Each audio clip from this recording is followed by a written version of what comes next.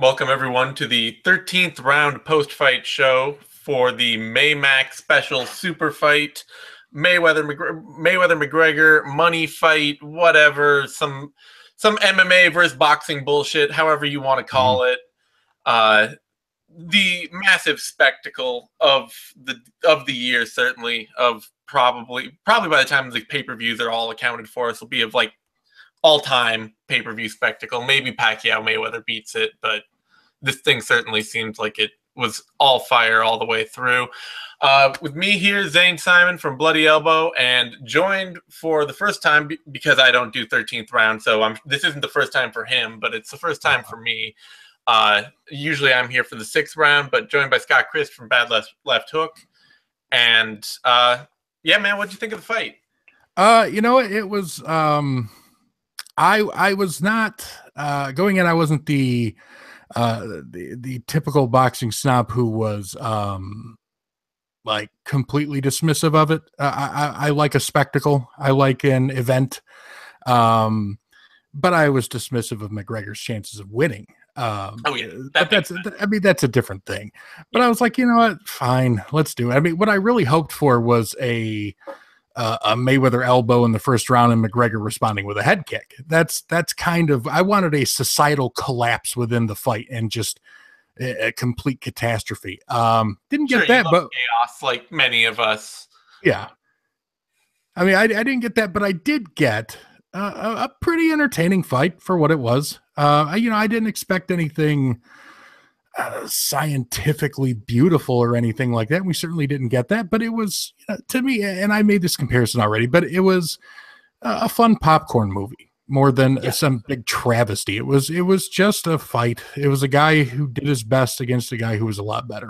And I think the big thing about even just being that is that probably a lot of the several million people who bought this pay-per-view aren't going to have been disappointed by it. I mean, the people who put a ton of money on Conor McGregor and were telling everybody to suck them off because McGregor's going to win with that left in round 1 and, like all that, they might be a little disappointed. Everybody else who just was like, I got to see this thing. It's going to be weird. I got to see it. I think those people are going to walk away and be like, that was fun. I enjoyed that.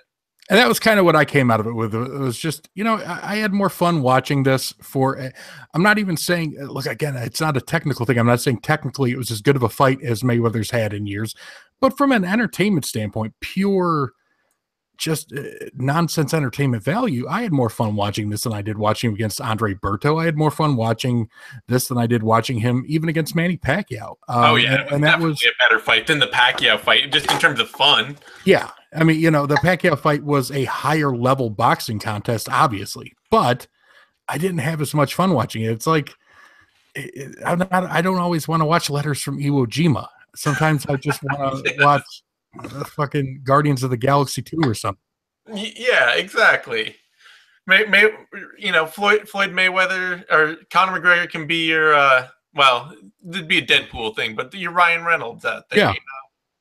You always know what you're getting out of a Ryan Reynolds. So. Yeah, you get what you pay for, and obviously everyone paid too much for this, but that's a general problem with pay-per-view fights of any kind.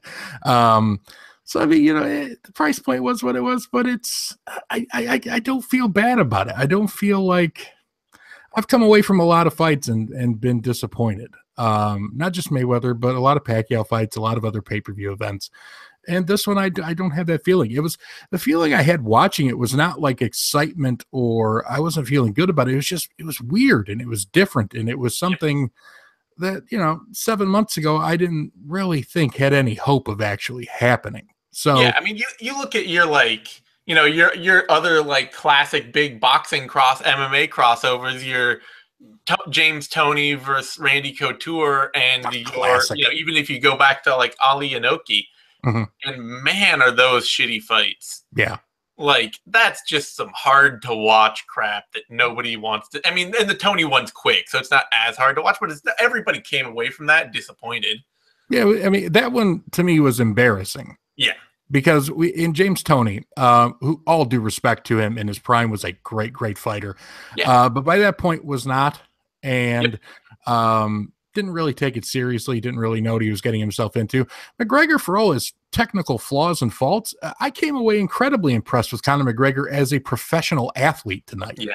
And as someone who took this seriously and did the very best he could have possibly been expected to do under any realistic circumstances. Yeah, that was the thing I was going to say, is that frankly, I was really impressed by how well this to me, and especially the way he handled himself after the fight in his post-fight interview, this only comes away as a win for Conor McGregor. Like, losing, this is his big win as a loss. The other way would have been, the only thing better would have been to make it all 12 rounds. But that was very unlikely to happen. Just because, even when I was going into this, it's just I picked him to get stopped in round 7 by exhaustion. It took to round 9. It's too foreign an element to drop yourself into as a newcomer and compete at the highest level and expect yourself to not get exhausted. You'd never done it before. Especially, against the guy who is a master craftsman and was obviously going to and did use that as part of his game plan to tire McGregor out and let him, as he said after the fight, sort of shoot his big shots early and then take him into the deeper waters where he wanted him. Mayweather didn't take risks, and he never really has. He came forward more than he usually does because he essentially had to. McGregor wasn't, his dimensions and the awkwardness of his style not being that of a world-class boxer, which is all that Mayweather has fought for years now. It was something tricky and difficult. And Mayweather wasn't going to just walk into a left hand. He got hit with a couple of good shots. He got hit with a good body shot that I thought hurt him. A glancing uppercut really early. Yeah. But other than that, I don't mean this to be disrespectful, but ultimately I think it was easy work for Floyd Mayweather, as he would say. But it was not, it wasn't an easy fight. It's just, he didn't take a lot of punishment or anything like that.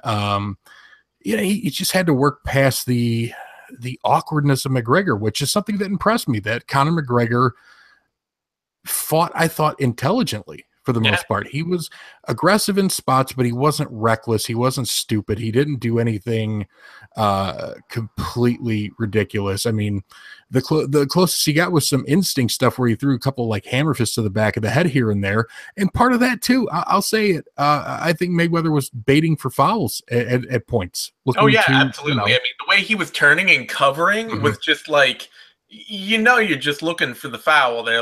He doesn't have to turn himself that way.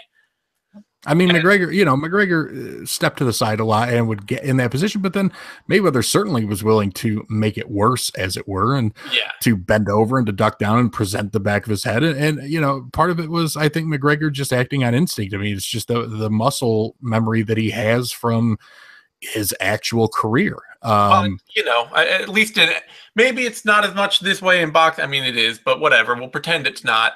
But the basic rule of MMA is foul all the time, because nobody's going to take a point from you. And, you might as well get in there and make things as dirty as you can and see what you can get away with, because, that's how you fight. Yeah. Mayweather has been known to throw the odd elbow here and there. Over the course of his career. He's, in all reality, become a master of doing that and employing it without getting penalized. I don't care. If the referees are letting you get away with it, why wouldn't you do it? So exactly. So, but Conor gets a few little hammer fists in. Everybody's like, "Oh my God, how can he do that?" It's well, he's getting away with it. It's really good tactic then. And Mayweather tried to exploit that too. That's everything you do. Floyd eventually tries to exploit it within a fight. It doesn't matter what skill level you are against him. He will figure out what you're doing and try to make something of that. If it means trying to essentially troll for a foul and some penalties and some point deductions, he'll do that. Sure. He was part of it too, was getting in McGregor's head and making him think about that instead of thinking about doing anything else, really. So one of the things I thought actually get to that as well, that I think was really probably very smart of Floyd. I assume this was the play, because afterward he kind of continued it, which was when he got hit a little bit low and the ref didn't call it, and then he really played it up and really tried to, and not even get the ref. I think he tried to bait Conor McGregor to come after him because Yeah. the first thing he did the moment after that, because this is like round 8, I think. Conor McGregor's already getting very tired. Maybe it was round 7. But the first thing he did after that is he just started walking into McGregor like this, just straight forward, just getting McGregor to throw at his gloves as much as he could, thinking that he might be injured. I mean, it's, again, it's Floyd is a master at what he does. I mean, the guy, if there were PhDs in boxing, he'd have 3. I mean, he's the greatest fighter of a generation in boxing. For Conor McGregor to do as well as he did, and I don't think he did like well from any technical standpoint as far as being a world-class fighter like the guy he was fighting, a world-class boxer like the guy he was fighting. But I came away more impressed with him than anything else, just in terms of his demeanor, his determination, his will, his heart, his desire to go in there and shock the world. I mean, I think he gave it an earnest effort. I think it was 100% he came there to win. I think on some level he really thought he was going to win. I mean, I'm sure everybody has the doubt creep in, but he talked himself into that position. He really meant all of it. Yeah, and he also had a lot of casual fans scoring the fight 4-4 through 8 rounds. And I know like that's all going a slide, but I mean, that's the thing that, Floyd may be running away with the fight as it went on, and obviously did, but that is the kind of thing that's going to stick with people. That's the kind of narrative that fans are going to return to, and they're going to come back to over and over again, and they're going to say Conor McGregor won 4 rounds off Floyd Mayweather. You can't discount him. You can't. That was basically a win. And honestly, I just think that the ability, because obviously Floyd was always going to give him some momentum early, give him the ability to get something started, to work on stuff, show him his entire game so that Floyd could break it down and exploit it later. But McGregor did a really good job keeping that game going, even past the point that it was working. He stayed dedicated to what the tools he had with him, and it kept him in the fight, and it kept the fight interesting. Just from a fan perspective, from people watching at home, they were still like, well, he's still throwing. He's still got the volume out there. He's still there, landing a shot or here or there, and it looks good. Yeah, I mean, I gave him the first 3 rounds. I mean, again, I don't think he wins a round if Floyd Mayweather has the plan of attack figured out right from the get-go, but he didn't, and he didn't pretend he did. Yeah, he came out and he gave him 3 rounds, basically. And how could anybody? I mean, he's never boxed before. The only footage you have of him is him doing things that he's not going to do in a boxing ring. Yeah. I mean, that unless you have, unless you're taking the Malignaggi sparring tweets as gospel. Yeah, you take 30 seconds of footage of him landing some hard shots on a very jet lagged Paulie Malignaggi, and you're like, oh no, that's it. There it is. And it's just like, this is not how any of this works. But okay. Yeah, I'm also, I'll admit, relieved that this is over. Yeah, because if he just picture with me the continuous media hellscape had McGregor won for like years on end, this would be the only thing you would hear about. Conor McGregor would have been. It would have been the biggest story in sports this year, period. Yeah. I don't care what else happens from here on out. It would have been easily the biggest story in sports. The fight itself is still going to be one of the biggest stories in sports this year, period. Yeah. But if McGregor had won, and I entertained the idea privately, and I didn't know what the hell to do with that. What do I talk about from then on? Because the boxing audience, our core audience, got so fucking tired of hearing about this fight. Yeah. And to the point that I'm like apologetic about the coverage. It's like, God, guys, we have to cover the fight. It's a big fight. I mean, just take it for what it is. And we tried to be, realistic about it and chill about it, but you're still pounding people with coverage of one fight. Yeah. Because that's just the news cycle and just how things work. But if he had won and we'd had months on end of not just this, but what's next now? He would clearly have to box again. Within 10 pounds of him would have been campaigning endlessly to fight him. I mean, the Canelo Golovkin winner would have called him out immediately. Yep. I mean, there's no doubt about that. Miguel Cotto, who fought and won tonight on HBO, would have absolutely wanted a fight with him. Everybody at from 140, I'll say, would have been willing to move up to 150 and take their shots against a guy coming in at 154. I mean, I can imagine Terrence Crawford being like, "Yeah, I'll fight that guy." Because everybody would think they could beat him. And everyone would have chalked it up to Mayweather being the biggest pay-per-view day that they could ever get, because he's the pay-per-view star in sports alongside Floyd Mayweather.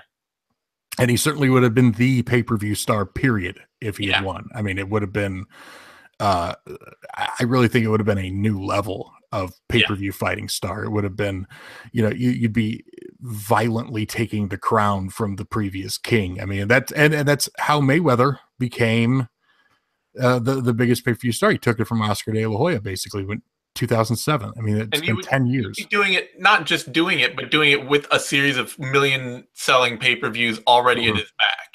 Right. A huge established audience, and then taking over the crown from the other huge established star with a whole different audience. Right. It would have been, I mean, honestly, that there was a part of me that kind of wanted to see it just to see what would happen. Yeah. Just to be like, I'm a big fan of things getting shaken up. And that would have been quite a shakeup. I would have been mortified on some level. I know the boxing audience would have been largely somewhat in denial, I think.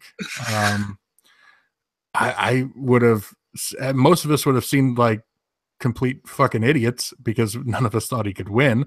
Yeah. So that wouldn't have helped our credibility. No, I spent the last 2 months telling people, okay, on one side, you have the greatest boxer of his generation. On the other side, you have a guy who's never boxed before. You don't need to get a lot deeper than that. You don't. Yeah, that's kind of that was like the first thing when the fight was on. I was like, you realize you're picking a man who's never boxed professionally, and seeing if he can beat the greatest boxer of the generation simply by being loud and crazy. Yeah. But all right, so before we'll return to this, but let's run down the rest of this pay-per-view card real quick. Just quick thoughts on other fights. So Gervonta Davis, Francisco Fonseca, weird end to that fight. What do you think he was shooting for? Because the moment once the ref's counting, you're obviously not going to get a DQ. You're not going to get a point taken. He says afterwards, he's like, "Oh, I'm fine," and I don't know. I don't what's the goal at that point when he's down on the canvas? That whole fight was weird. It was. Davis had, of course, missed weight before the fight, so he had to give up his IBF super featherweight 130-pound title. Fonseca could have won it if he'd won the fight. He was a massive underdog, totally unproven fighter. Gervonta Davis, a great young prospect. I didn't think Davis looked good in this fight. I thought he did pretty well too to eat his shots and at least mix it up and make him pay for being tired and seeming out of shape. There was that, and it's Davis clowned around a lot, and it's just I didn't like the performance. I didn't think he was particularly impressive. There's a conspiracy theorist in me that thinks he was told to go out there and carry that fight for a little while. Yeah, I mean the way he went down too, there's a reasonable conspiracy idea that it would say when a guy goes down weirdly in the 8th round like that, it's just done. And it's on a shot that was a foul, but I didn't think it was an intentional foul. It happened in the heat of throwing. It seemed like he threw the punch and the guy actually even maybe moved into it to made it legal, not intentionally, but just the act of slipping or whatever you want to call it. So it was that whole fucking fight was odd. It was off. Davis was looking up at the clock in the 2nd round. The whole thing just felt weird to me. I didn't like his approach. I didn't like the showboating against a guy he was massively favored to beat. I don't think you're proving anything to anybody. And he wasn't beating cleanly enough to showboat against even. Yeah. I mean, he was taking some shots here and there. He was trying to do a Roy Jones impression at periods. Didn't work out. So, look, Gervonta Davis is young. I think this whole thing's going to be a learning experience from him. If he learns from it, there's plenty of time to regain goodwill if he lost any tonight. And I think he probably did a little bit, especially not making weight beforehand. If he Yeah, doesn't he learn certainly had from the it, crowd against him after all the oh replays. yeah, he was more or less booed out of the building. I mean, people were just not feeling him tonight. But you know, if he learns from it, that'll be great because he's a very big talent. Yeah. He can be a player at 135 going forward. I think he's a very good young fighter. He's got a lot of potential, but there is also that thing where people kind of question his personality a little bit in sort of an Adrian Broner way. There, you know, people, a lot of fight fans and media and stuff look for the humble thing, you know, that people say that guy's not humble enough. Everybody needs to be humble. I think it's a little fucking overstated. It is, but I don't like to use the words humble or classy about fighters ever. no, I mean, these are people who go through their entire life thinking at all times that they can beat up every single person in the world. Yeah. You can't be humble. And they need to you know, succeed professionally. So, you know, he can learn from this. He can bounce back from whatever little bit of setback he had here. Ultimately, he still won the fight. If he has a good career, this will be a weird little footnote toward the start of it.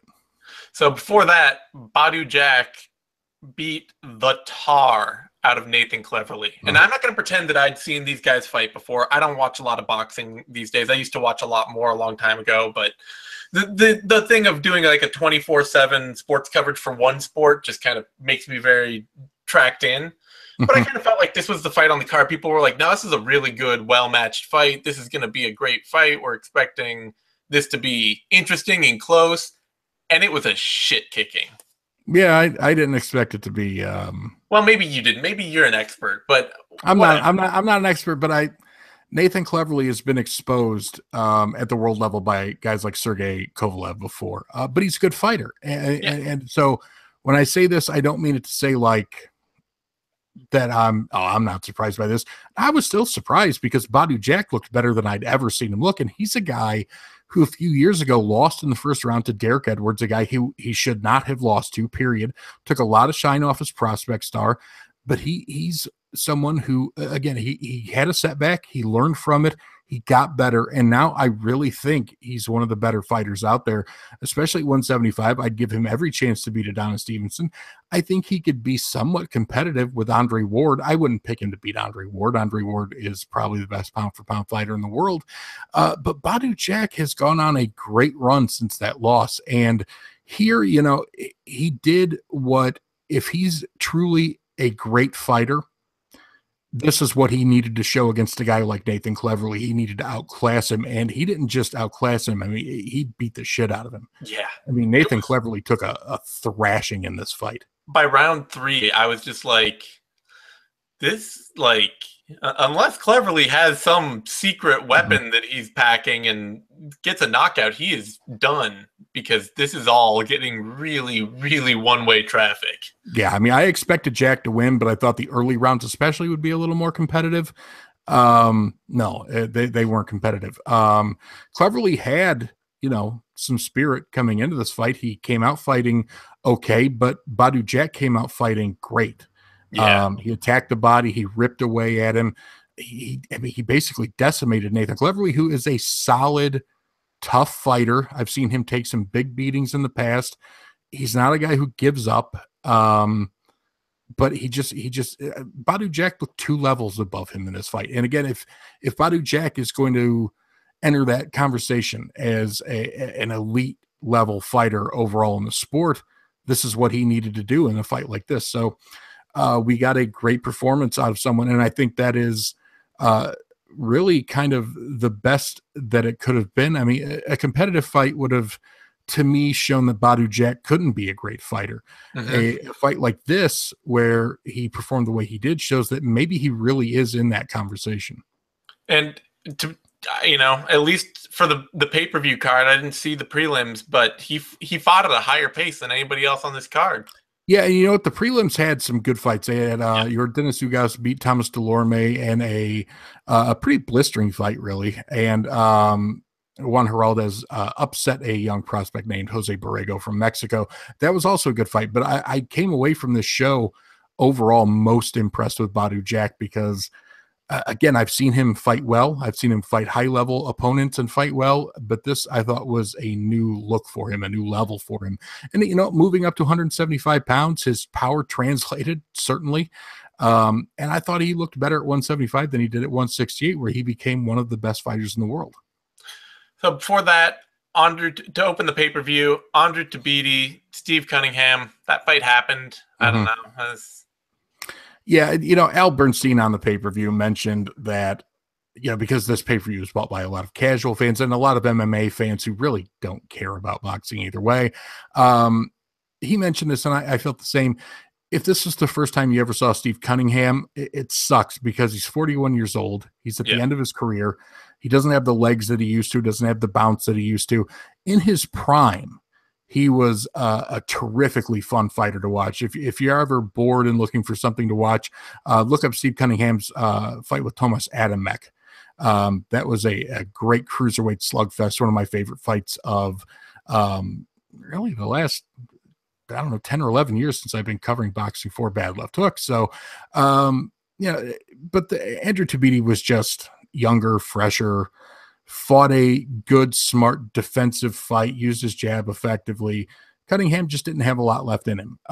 He was there in spirit, but the body just wasn't responding the way that it used to. So, with Tabiti, I looked at him coming out of this fight and I thought, okay, he's good, but he's definitely going to have to up his offense against better fighters because throwing as little as he does in the cruiserweight division against top cruiserweights will get him torn up. I mean, it really will. At some point, he's going to run into somebody who just kind of blows through what he's doing right now. But, it's all part of the learning curve. I thought Cunningham was a good test for him at this stage of his career, his 15th pro fight.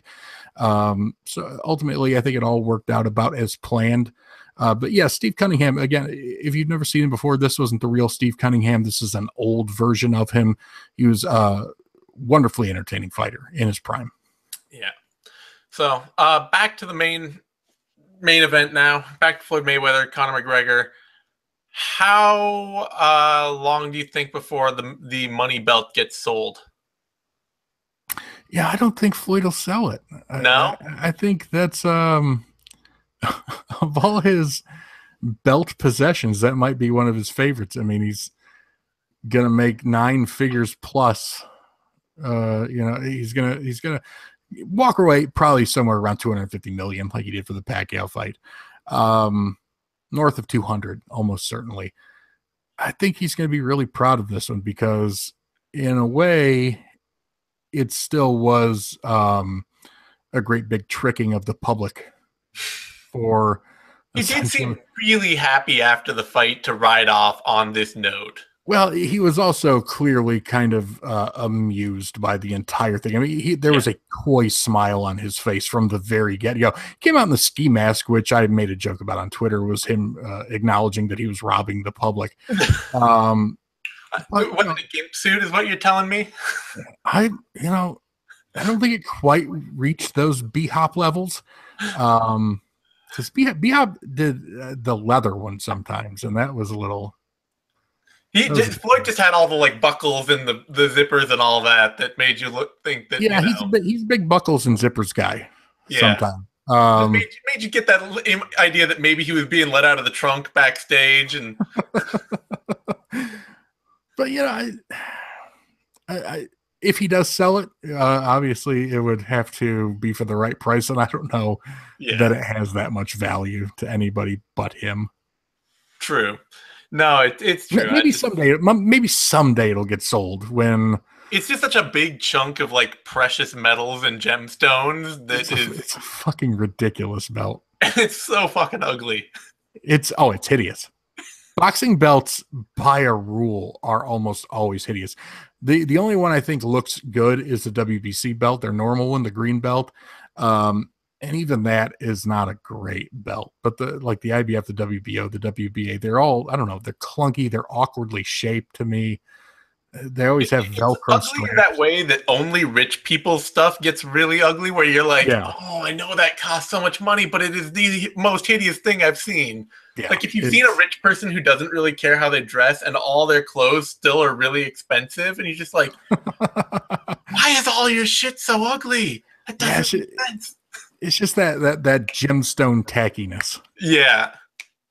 It's yeah, that belt's a fucking mess. I'd sell it if I were him because I wouldn't want it in my house.